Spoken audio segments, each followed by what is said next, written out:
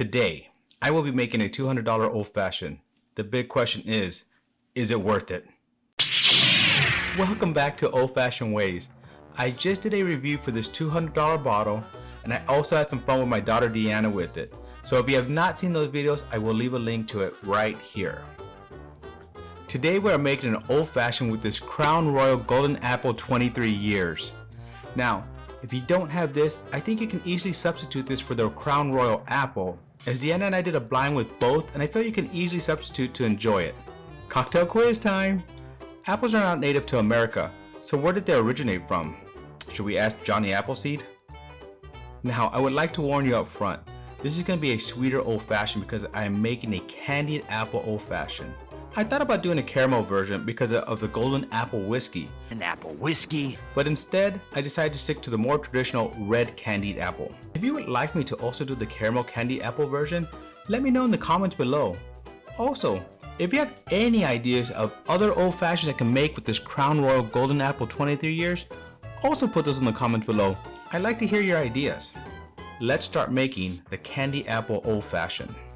Candied Apple Old-Fashioned ingredients.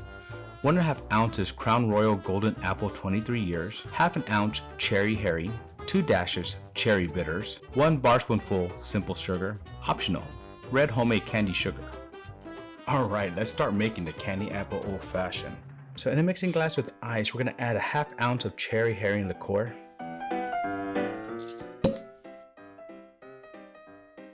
now we're going to add 2 dashes of cherry bitters, and a bar spoonful of that simple sugar. Now we don't need a lot of this because the whiskey is already sweet. Now we're going to add 1.5 ounce of the Crown Royal Golden Apple 23 year. We're going to stir it until chilled. We're going to strain into a glass with large ice. However, I did try to do the red candy sugar on the inside and the outside of this. Didn't come out quite the way I like, but I'm hoping it adds to the flavor as we're drinking this.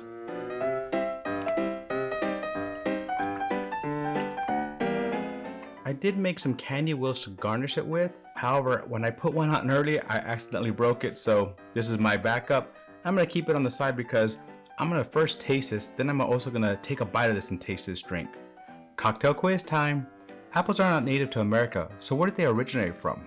They originated in Kazakhstan in Central Asia, east of the Caspian Sea, and introduced to North America by colonists in the 17th century. Now it's time to taste the Candied Apple Old-Fashioned.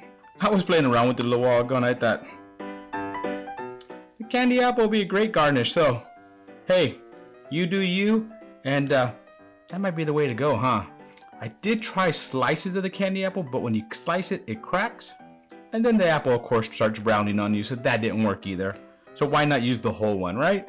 Let's have some fun. Let's have some fun. Let's have some fun. All right, so here it is, the Candied Apple Old-Fashioned. Let's give this a taste.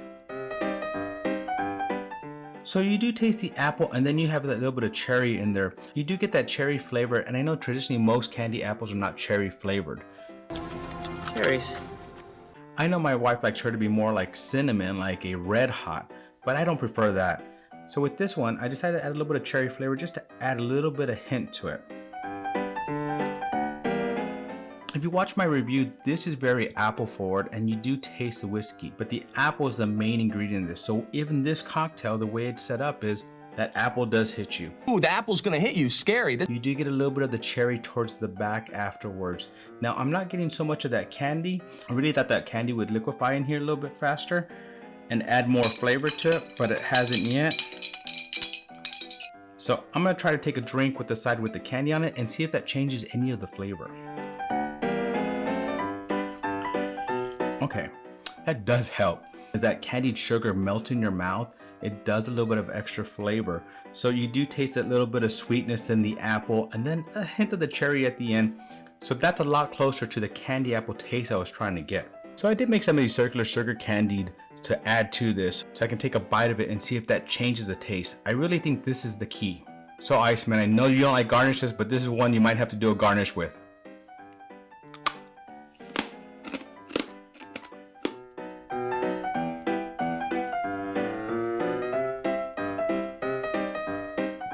Just what I thought. That is the key for this. By having that candy in your mouth, kind of starting to break down, taking that drink, and now it tastes like a candy apple. Candied apple. I got a caramel con. This was the key. As you have the candy in your mouth breaking down and you take a sip, it's like what you do when you bite into a candy apple. You have that sugar candy taste in your mouth first, and then the apple come in afterwards. So that's definitely the way to taste this. Take a bite, take a drink, and enjoy.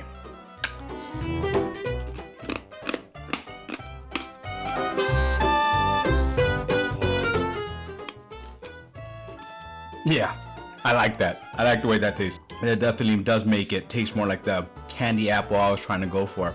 It's a good drink without the sugar, and you do have this. This is very forward, and you do taste this a lot more. But that wasn't what I was trying to do.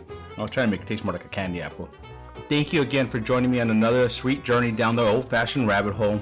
If you like these videos, make sure to click on the next one right here. And until the next time, my friend, cheers.